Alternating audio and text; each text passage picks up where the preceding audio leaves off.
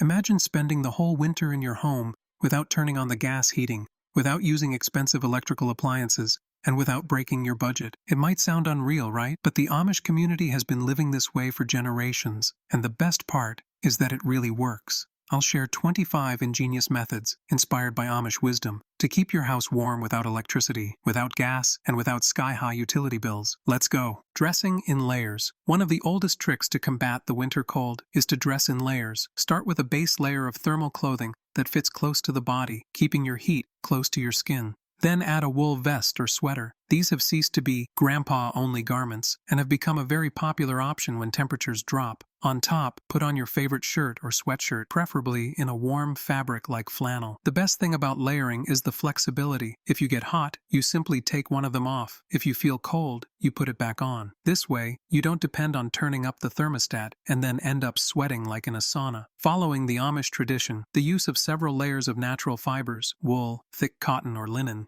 creates pockets of insulating air. They know that investing in simple and versatile garments is key to not relying on heating. If you like hiking or going for walks in winter, that same layering system will keep you comfortable both indoors and outdoors. It is an economical, effective, and flexible method. Long underwear. Nothing says winter like the feeling of long underwear protecting every part of your body. Wearing it under your everyday outfit, pants, skirt, or whatever you prefer, makes a big difference.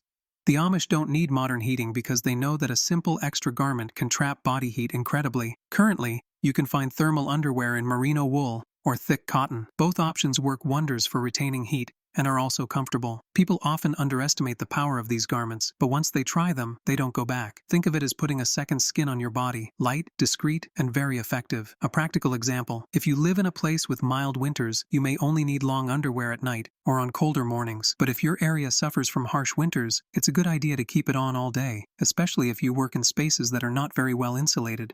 Wool socks. Have you noticed that when your feet are cold, your whole body feels cold? It is no coincidence. The feet function as temperature controllers. If they are frozen, the rest is contagious. To remedy this, nothing like a good pair of wool socks. The Amish have been wearing wool socks for centuries. This natural fabric traps heat and retains it for hours. In addition, wool has the advantage of resisting bad odors and humidity very well, which means that your feet will stay fresher and drier than with cheap cotton socks. There are people who even sleep with a pair of soft wool socks. They love that feet in a cloud feeling that allows you to rest better. By the way, although wool is usually more expensive, a pair of good quality socks can last you several winters, making it a long-term investment. Heat packs and warm stones. When you feel cold, instead of turning on an electric heater, try something more traditional: heat packs or warm stones. This method was used long before electricity. The Amish heat stones in their wood stoves or wood ovens, wrap them in thick cloth, and place them in bed or under their feet while chatting in the living room. The heat is maintained for hours and is released slowly, giving you a feeling of natural warmth. If you don't have access to a wood stove, don't worry. Modern thermal bags, those you heat in the microwave, are the current equivalent. You can put them on your lap while you read, under your back on the sofa, or simply preheat the bed. These bags barely use any energy compared to heating an entire room, and also focus the heat right where you need it. Wrap yourself in blankets. Sometimes the simplest thing turns out to be the best. Blankets are like cozy shields against the cold. Choose thick wool models or quilted duvets, and you will have an ally that will allow you to save on heating. The Amish have perfected the art of creating quilts that not only provide warmth,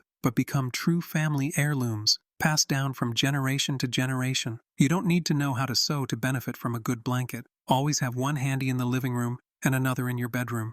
Place a couple of extra blankets at the entrance of your house so that if guests arrive, they can build their own warm nest. It is a simple but very effective touch of hospitality. When sleeping, stack the blankets in layers, the thickest ones below and the lightest ones above. That generates air pockets that retain heat, similar to how birds fluff their feathers to insulate themselves from the cold. Use thick curtains. Did you know that most of the heat escapes through the windows? Even the best quality ones can let drafts through. Therefore, another infallible trick is to place thick curtains and drapes that act as a winter barrier. Think of them as coats for your windows. The Amish often make curtains from wool or very dense fabrics to stop the icy wind, but they also take advantage of sunlight whenever they can. During the day, they raise or open these curtains to let in the light and natural heat from the sun. When evening falls, they close them to trap that heat inside the house. This daily cycle is very easy to implement and reduces the need to heat entire rooms with expensive methods. In milder climates, it may be enough to have double-layered curtains, a lighter layer for the day and a thick one for the night. This way you control the temperature better without feeling locked in. Seal air leaks. Even if you have good windows and doors,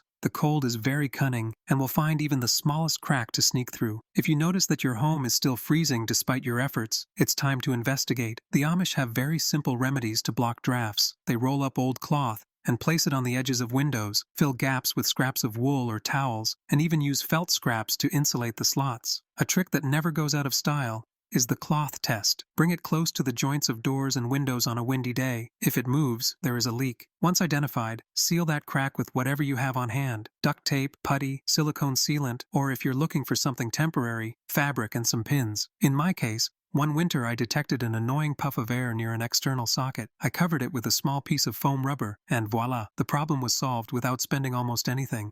Create homemade draft dodgers. Speaking of drafts, a simple and ingenious invention to seal the base of doors and windows are the so-called draft dodgers. Basically, they are fabric cylinders filled with materials that stop the wind, such as rice, sand, rags, or even leftover batting. Place them right where you notice the cold coming in. The Amish often sew these draft dodgers with scraps of thick fabric and fill them with straw or recycled wool. You can use old socks and fill them with rice or dried beans. If you are looking for a decorative touch, design funny faces or animal shapes. These draft dodgers not only insulate, but can give a homey and rustic air to your home. A practical idea: if you have a door that you hardly use in winter, for example, the one that leads to the patio, place a couple of draft dodgers at the base and seal the contour with duct tape. You will drastically reduce heat leakage in that area. Cook and bake in your wood stove. Have you ever noticed how cozy the kitchen feels while baking cookies or cooking a pot of hot broth?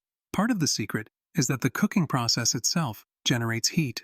The Amish make the most of their wood stoves because, in addition to preparing delicious bread or stews, the heat from cooking is dispersed throughout the environment, providing extra warmth to the house. In Amish homes, many kitchens are connected to common areas so that the heat does not stay in just one room. After using the oven, they leave the door ajar to take advantage of the residual heat.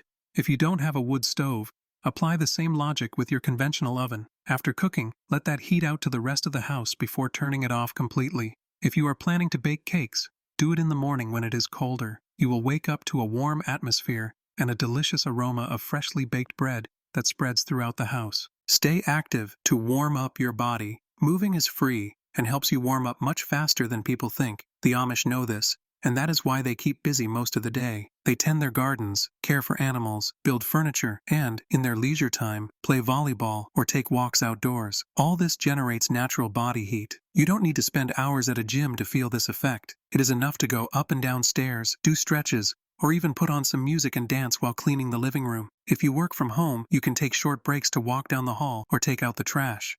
You will see how your body warms up and you stay warmer for a good while. In addition, staying active not only gives you warmth but also improves your overall physical condition. And, if you get bored doing it alone, inviting a family member or friend to a short home exercise routine can turn the task into a pleasant time. Close rooms you don't use. Why heat spaces where no one spends time? Closing rarely used rooms is a simple and effective trick. If the guest room is empty, keep it closed for most of the day. This way you concentrate the heat where it is really needed. Living room, kitchen, bathrooms, and occupied bedrooms. The Amish have practiced this for generations, focusing on keeping the central areas where the family gathers warm. For example, in large or old houses, not all rooms are always used daily. Each closed door acts as a barrier that prevents heat from dispersing in areas that you do not need to heat. A practical example: if your basement is damp and cold, and you hardly visit it in winter, keep the door closed and seal any possible cracks. If you foresee that you will use that room later, say, for a guest who will arrive at night, open it in time so that it warms up gradually